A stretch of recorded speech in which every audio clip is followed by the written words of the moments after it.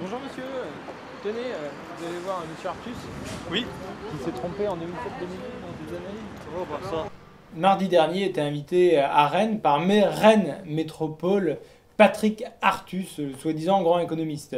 Il y avait environ 200 personnes à aller voir et on a distribué notre journal à l'entrée en demandant aux gens mais pourquoi allez-vous voir un économiste qui s'est trompé sur la crise. Donc quelques sourires s'esquivaient et c'est la question que je lui ai posée après son exposé. Donc il était vraiment pas content d'être mis en cause sur son autorité. C'est l'homme de Natexis qui est tout le temps à la radio, à la télé, etc. C'est l'homme du conseil d'administration de Total et en même temps au sondage à Ipsos.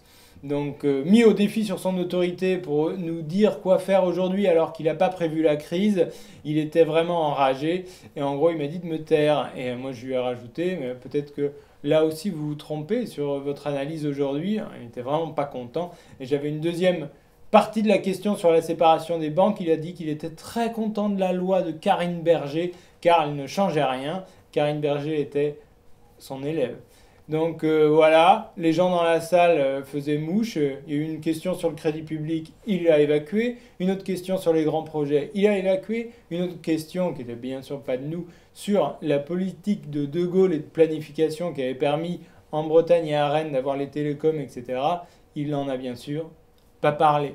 Donc on voit bien de quel côté est cet économiste et il est grand temps que vous vous formiez à ce qu'est l'économie physique pour arrêter d'accepter ces balivernes.